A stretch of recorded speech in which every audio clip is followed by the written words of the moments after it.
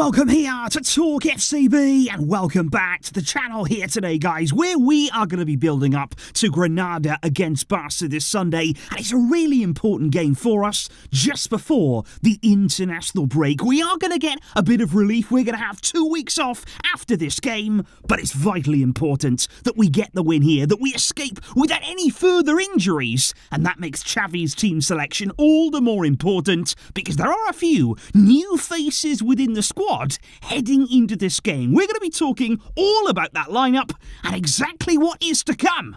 So come on, and let's do this. But if we first of all kick off with Xiao Canelo, because he's already had a really special start to his Barça career. We've got 2 incredible goals for him in September. The very first for the club against Real Betis, and also, who can forget, that last-minute winner against Celta Vigo. But it was, though, the magical run and the finish against Real Betis on his Barça debut that has won Cancelo Goal of the Month in La Liga for September. And that is a moment there that he will certainly never forget. And speaking about special moments, speaking about big moments in La Liga, Lamine Yamal, this is his final chance to break the record for the youngest goal scorer in La Liga history. This is the last game that he'll be eligible to do that, and he's been so close, hasn't he? It seems as though it's only going to be a matter of time, but will that time be on Sunday? Will he etch his name deeper into the history books? And I think what we have to do with Yamal, we've got to find him more often. When he is on the ball, we know that he's dangerous. We know that he takes up really good positions, that he can be such a threatening player that we need right now. And I know that he's only young. I know that he's still learning. He's still going to learn about which decision to make at any given time. But we have to find him. We've got to give him looks. We've got to put him in the areas there where he can hurt teams. And we have to see more of that on Sunday. Because when you are looking here at the La Liga table right now, we are 8 games into the new season. Barca right now trail Real Madrid by 1 point at this stage, and Real will be in action here early on Saturday against Osasuna. Probably by the time this video is out, round about that time, you will know how Real Madrid got on. Did they drop points?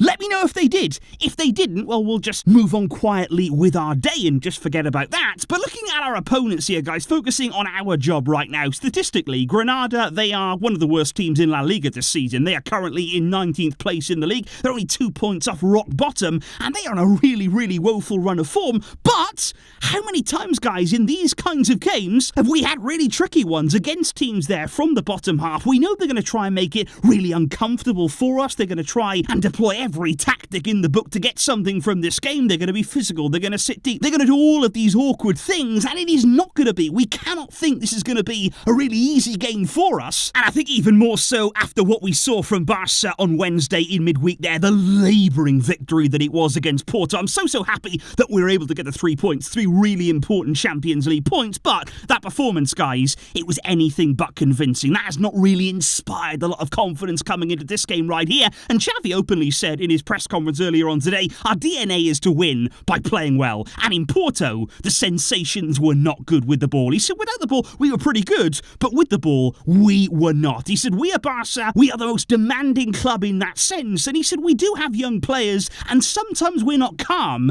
and we end up rushing our possession. And that's interesting there, that admission there from Xavi. Do you feel as though some of these difficult performances were a little bit careless on the ball? Is that down to having lots of young players? Is that simply a case of inexperience at times? Let me know there your thoughts on those Xavi words down below. But I tell you what, guys, one thing right now that's also not helping us, that is always working against us at this point in the season, it's injuries. There is no other word right now than just terrible. It has been such a bad run. Again, we had Pedri, who's been out since the end of August. You know, he barely got started in the season and he was already out. Now, the good thing on Pedri is he's working again with the ball. He's not too far away from rejoining the group, hopefully, and he says that after the international break, he should return. That would be fantastic, because I think when you're looking there at the absence of Frenkie de Jong, and especially against Porto in midweek, you started to see what our midfield is like and how we would suffer without both of Pedri and Frenkie de Jong at the same time. Maybe at any given time you can survive without one of them, but you take them both away and there's a huge dip in quality there. And even now, recently, the injuries have spread from midfield to our attack. We lost Raphinha just days after Frenkie's injury. He's certainly a miss as well on that right-hand side. He was in good form when he got injured. And now, of course, Robert Lewandowski ruled out in the first half against Porto. And Xavi said earlier on today, Robert's loss, it really hurts us. He Xavi is our goal scorer, our reference point in attack, and he's our leader too. Xavi did say Ferran and Xiao can play there. They're able to play in that central area. And he said we've also brought Pau Victor from the B team. We have several options that can adapt to his role. And it is interesting there to see Pau Victor appearing in the squad list. That is his very first call-up for the Barcelona first team. He is 21 years old, and he's actually on loan from Girona with a purchase option. He arrived there back in the summer, and he's already hit 4 goals in 6 games for Rafa Marquez's Barça Athletic team this season. He's their top goal scorer, and it will be interesting to see if he does get any minutes. An interesting option there for Xavi should we need to call upon him as our centre forward. And I do think that's where things start to get very, very intriguing, looking at this Sunday's team selection from Xavi, because after what was in midweek there, not only a tough game in terms of we could have lost it, but also it was a demanding game. It was one of those there that would have taken a lot out of the team, and now we've got one more game, like I say, before the international break, and I think here we've got to get through this game. We have to find a way to get the points, get into the break. You've got 2 weeks then to try and get these injured players a little bit closer to returning, and of course, above all else, guys, what we have to do in this game, our priority, if we can, avoid or try to avoid any more injury problems. And so when you're looking at the starting lineup in this one, I think that we are very, very unlikely to see Ronald Araujo from the start of this game, because it was actually said there that in midweek, after the game against Porto, Araujo was struggling to walk after that game. Such was the cramps that he had. He left absolutely everything out there. There was nothing left in the tank, and I doubt that we're going to see him start here. We do not want to risk an overload. So I think it's going to be Koundé and Christensen there returning at centre-back. Christensen did not start against Porto. And then in the full-back areas,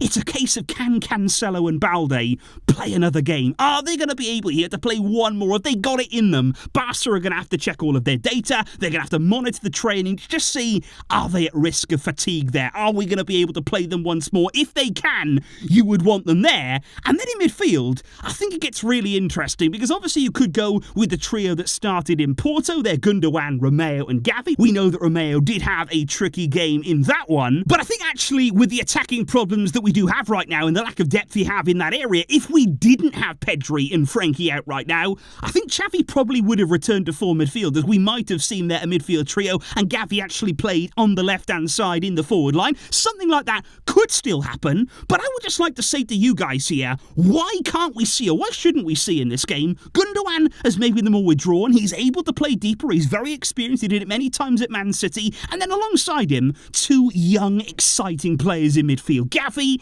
and a start for Fermin Lopez. I think that he's earned that. I think Fermin, every time we see him, he really impresses. He looks good on the ball. Technically, he makes exciting and good runs forward. Why not start him in this game? I think that midfield is capable of doing something. And then in attack, you've got Lamine Yamal, you've got Ferran Torres, and you have João Felix. And what I want to see from that front line here, without Robert Lewandowski, is being nice and flexible. Because obviously Ferran could start down the middle, but he could easily interchange with João Felix there. The two of them can play close together, they can switch positions, they can be nice and fluid, and we want to make ourselves here as unpredictable as we can. Heading to Granada on Sunday, guys. So let me know there what you make of that team. Are there any changes that you would make? Because then it is time to talk about the predictions heading into this one. It seems a long time ago now, doesn't it, guys, that Barca were banging in 5 goals a game. That's something that happened, that we loved, that we wanted to see more of, but now we're back again to just scraping our way through games. Are we going to be able here to score several against Granada? Can we keep it tight defensively here? We really worked hard, like I say, against Porto,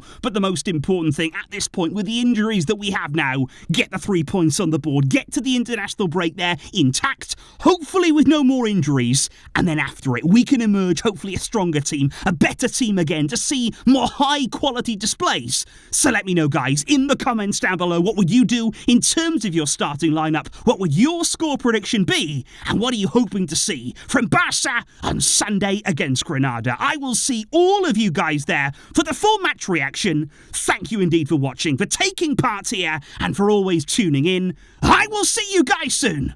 But until next time, as always, Visca el Barça.